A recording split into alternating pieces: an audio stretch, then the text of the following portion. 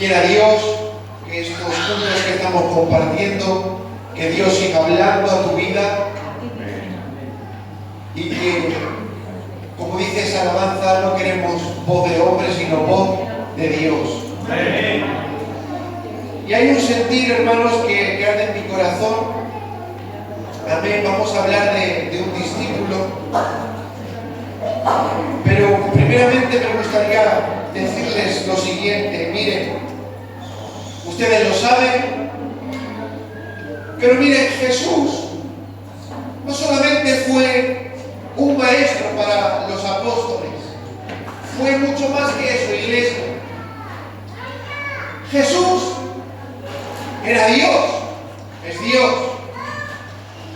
Imagina por unos instantes pasar 3 años en presencia de Dios. Imagínate vivir por 3 años con el amor encarnado del Padre. Los discípulos tenían, hermanos, una intimidad.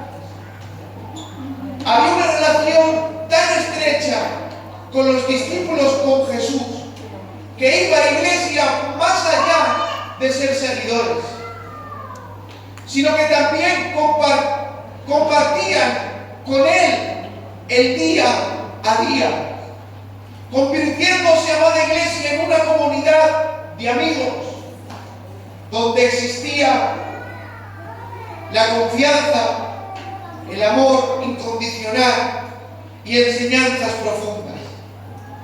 Jesús compartió con sus discípulos alegrías, tristezas, enseñó abiertamente sus emociones y confió en ellos para continuar su misión en la tierra. Jesús, hermanos, elevó la naturaleza de su amistad con los discípulos a un nivel tan alto que llegó a decirles lo siguiente: iglesia, ya no os llamaré siervos, sino amigos. Porque el siervo no sabe lo que hace su Señor, pero os llamo amigos, porque todas las cosas que oí mi Padre os las he dado a conocer. Es decir, cuando Jesús se relacionaba con sus discípulos, demostraba que su relación no se basaba solamente en la sumisión, en el sometimiento, sino en compartir propósitos también, en compartir afecto. Iglesia, el amor encarnado del Padre vivió entre los discípulos por 3 años y su nombre era Jesús. Y esto, como ustedes saben, marcó de por vida a los apóstoles. Hay un verso, hermanos, que me encontraba cuando componía este mensaje, que un versículo que me llenaba de pasión, hermanos, hacía arder mi corazón, me llenaba de poder. Un versículo que se encuentra en Marcos capítulo 3, verso 13, y dice: después subió Jesús al monte y llamó para sí a los que él quiso, y vinieron a él, y atención a esto, y estableció a 12 para que estuvieran con él y para enviarlos a predicar. Tremendo. Y miren, hermanos, me acordaba, me llamaba la atención, me enfocaba el Espíritu Santo en un discípulo que se llamaba Tomás. Quizás nunca te contaron esta parte de la historia de Tomás, pero cuando la entiendes, ya no la lees igual. Acompáñenme todo el que tenga Biblia izquierda en el Evangelio de Juan, capítulo 20, verso 24 en adelante. Dice así, en el nombre del Padre, del Hijo y del Espíritu Santo. Dice: pero Tomás, uno de los 12, llamado Dídimo, no estaba con ellos cuando Jesús vino. Le dijeron pues los otros discípulos: al Señor hemos visto.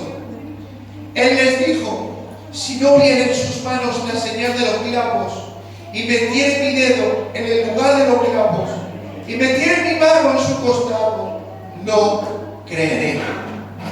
8 días después estaban otra vez sus discípulos dentro, y con ellos Tomás. Llegó Jesús, estando las puertas cerradas, se puso en medio y les dijo: paz a vosotros.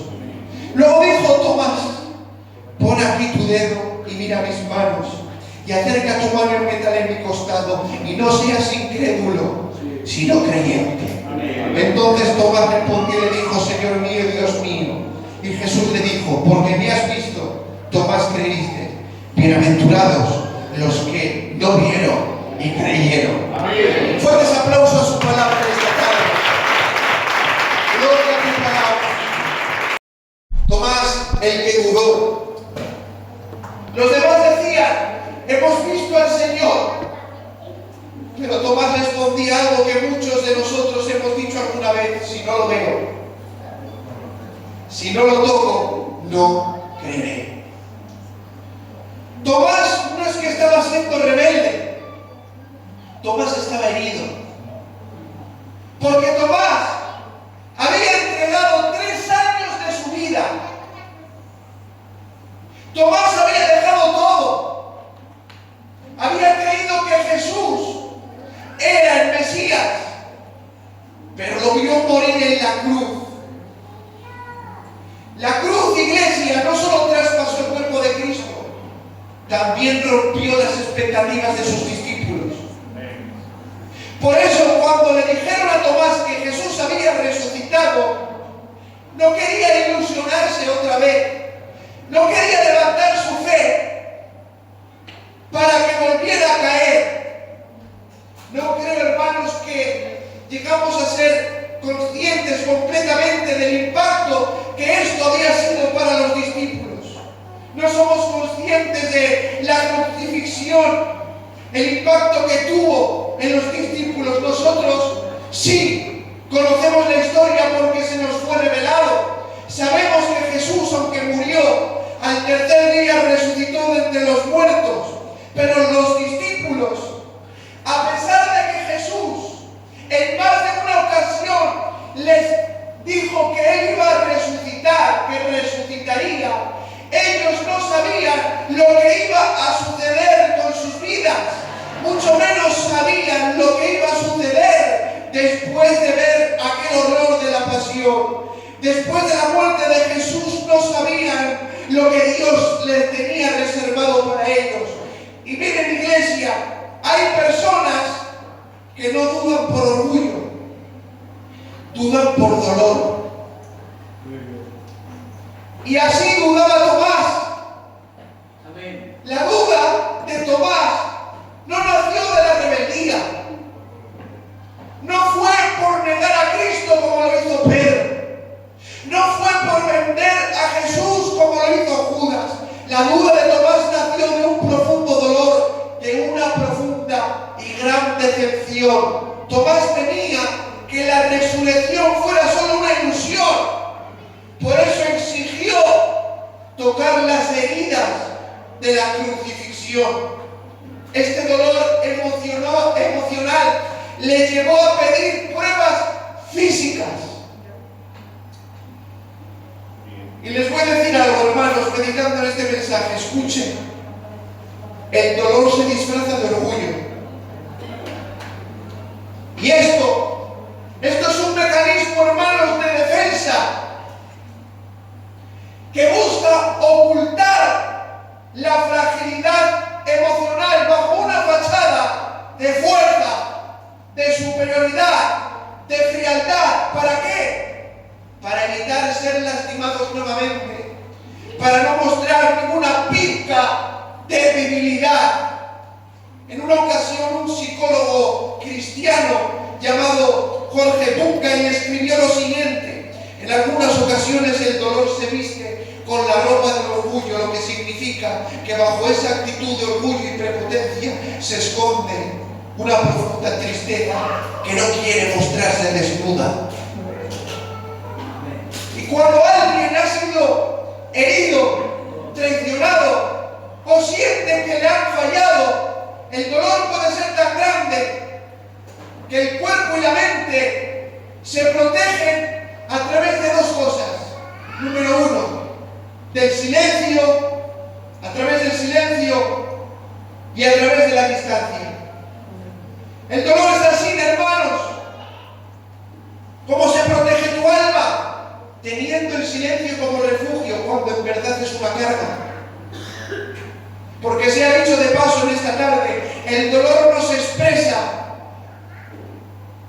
El dolor que no se expresa, aunque sea silencioso, es el más doloroso. Las heridas que más duelen son las que se guardan en silencio. A través del silencio se ocultan tus emociones por temor a ser juzgado. ¿Por qué? Porque el dolor se disfraza de orgullo. ¿Por qué? Miedo a ser herido de nuevo. Hermanos, la duda no solo abarca el tema de la fe, no solo abarca el tema de la incredulidad. La duda a menudo es el miedo que te paraliza. Porque tienes miedo de volver a sentir el mismo sufrimiento. Esto es una reacción natural tras una decepción. Y miren, si estudiamos un poquito este tema, nos encontramos con varios miedos, como por ejemplo me he encontrado un miedo que se llama la filofobia, que significa el miedo a enamorarse. Me he encontrado también con la traumotofobia, que significa miedo al daño. Podríamos enumerar un montón de miedos, pero lo principal es esto, hermanos.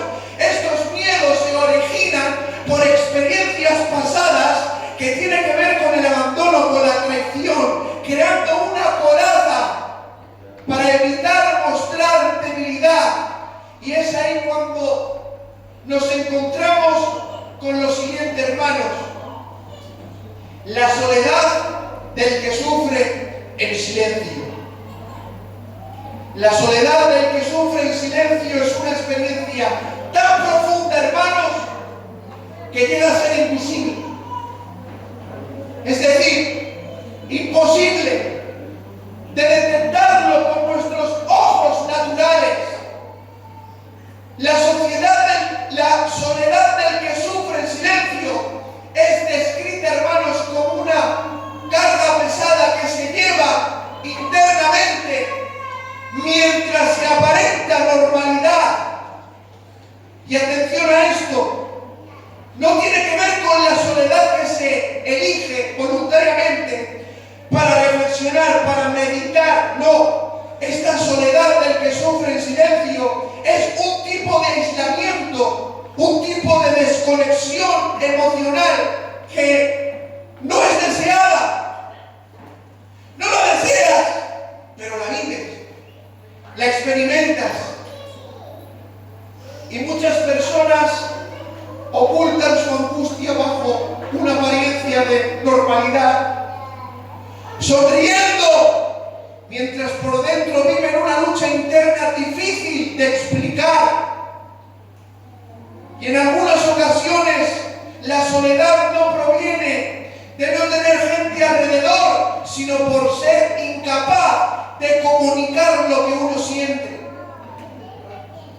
Porque el dolor compartido, aunque sigue siendo doloroso, es más llevadero. Pero el que padece en la soledad, en silencio, se encierra, se aísla. Por eso es necesario que entiendas la necesidad de la ayuda. Lo voy a volver a repetir. Es necesario que entiendas la necesidad de la ayuda. Pero la pregunta en esta tarde es esta. ¿Estás intentando cambiar por fuera mientras por dentro sigues igual? ¿No sabes que si este corazón no es tocado por Dios, todo lo demás sigue igual y sigue siendo frágil? Por eso la solución, iglesia, no es esforzarse más. La solución es reconocer tu necesidad real. Porque atención a esto, Dios no se decanta por la mejora, sino por la transformación. Amén. Yo no sé si están ustedes aquí. Dios no te mejora, directamente te transforma. Porque cuando Dios transforma, lo que antes era una carga, ahora comienza a convertirse en un deseo, comienza a convertirse en un deleite. Y cuando la carga se convierte en un deseo, eso lo cambia todo. Eso marca la diferencia, iglesia.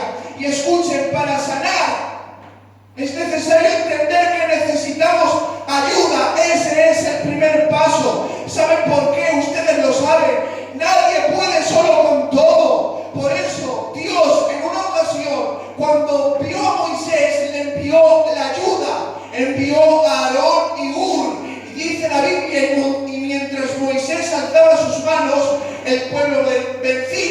Pero viendo a Aarón que Moisés se cansaba, lo sentaron en una roca, sostenían las manos de Moisés y el pueblo vencía.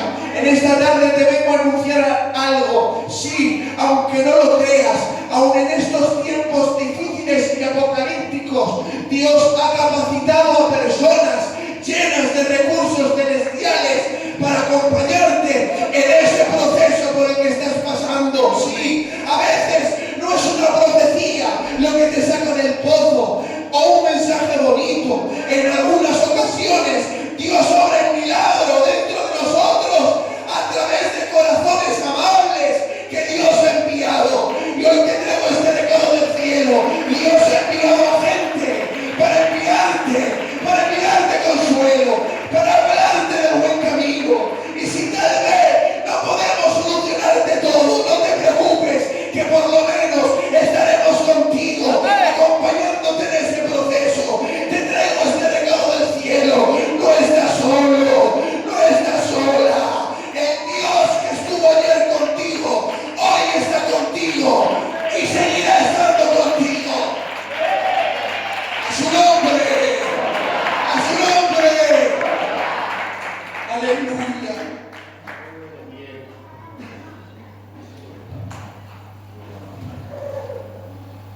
Entramos al proceso, hermanos, de sanar. El amor vivió muy cerca de los discípulos y de Tomás. Tomás amaba a Jesús. Tomás amaba a Jesús.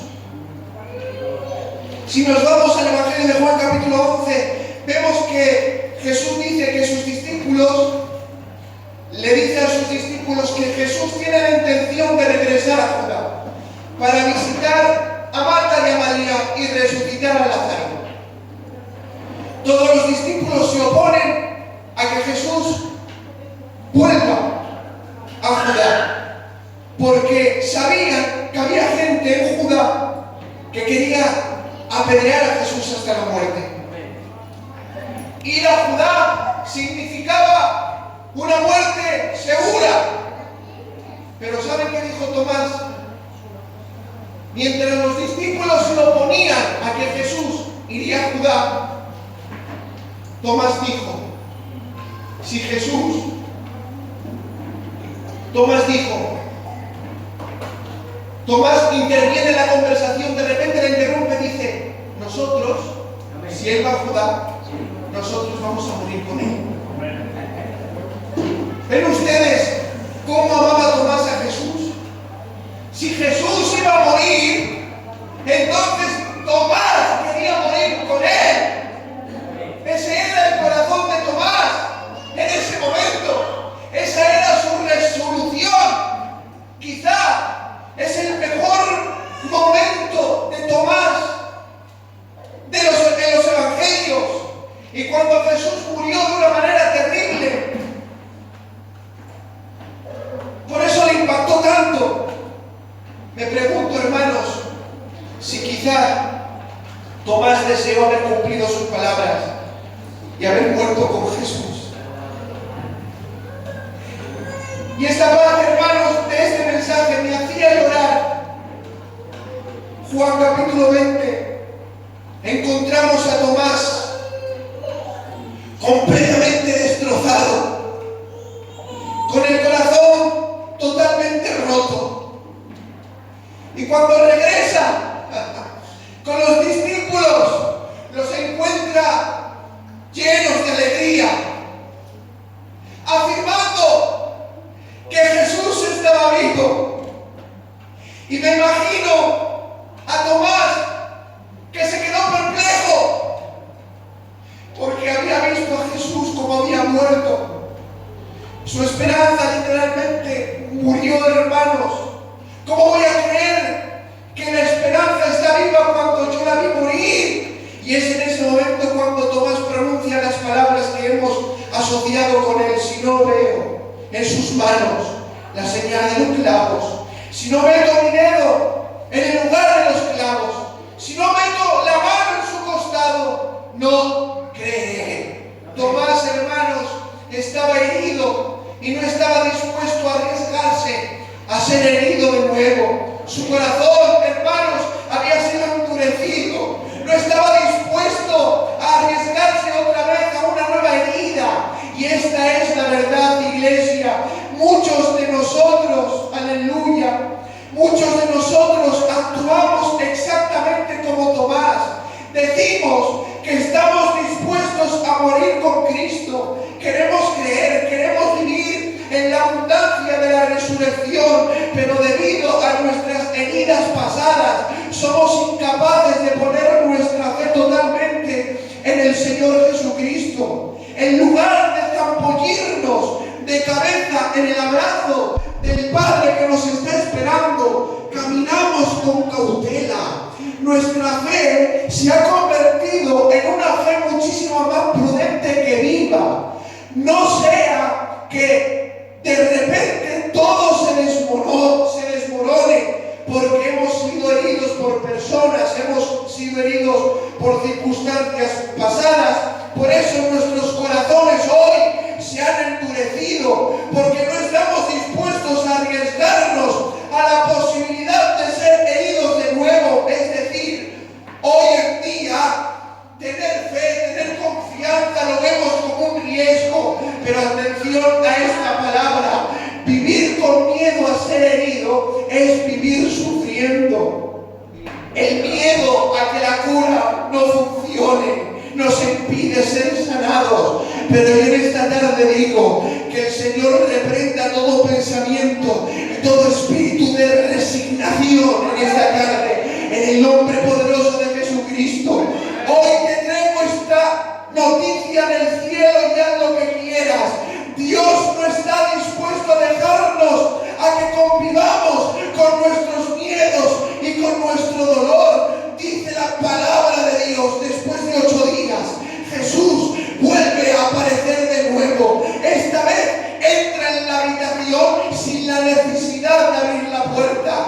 Y estando las puertas cerradas, Jesús se pone en medio y se dirige a Tomás. Se dan de cuenta, no lo humilla, no lo expone delante de todos, no le dice ya es tarde para ti. Se acerca a Tomás y le dice: Tomás, pon aquí tu dedo, mira mis manos, acerca tu mano, métela en mi costado. Jesús, hermanos, no ignoró su duda, se metió dentro de ella y la curó mostrando sus heridas. Y Tomás respondió con una de las declaraciones más profundas del Evangelio. Nada más ver a Jesús, Tomás exclamó diciendo: Señor mío y Dios mío. ¿Se dan de cuenta? El que exigía pruebas terminó entregando adoración.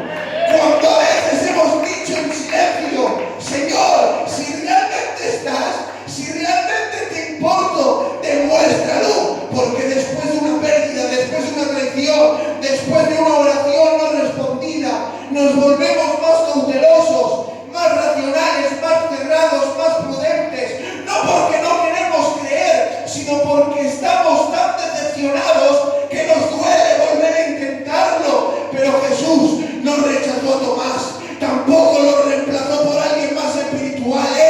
No lo borró del grupo. Jesús lo buscó, Jesús lo amó en medio de su duda. Escucha, Jesús no se asusta de tus preguntas, Jesús no defiende tus lágrimas, Jesús no se aparta de ti porque le dices que necesitas entender. No, Jesús se acerca, Jesús se acerca, Jesús se acerca.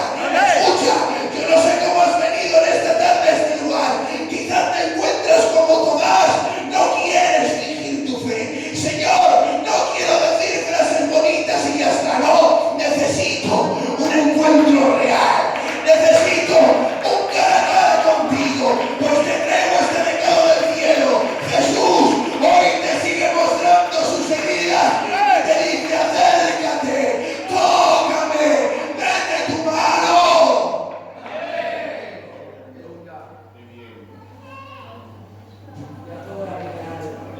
Porque ¿cuál es la fe más fuerte, hermanos? La fe más fuerte no es la que nunca dudó, es la que dudó y aún así volvió a creer. Y cuando entiendes esto,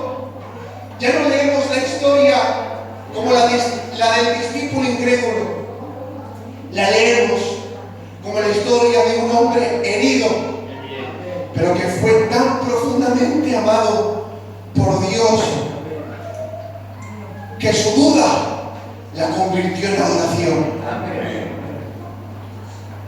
Y termino con esto, hermanos. Acompañadme por favor ahora.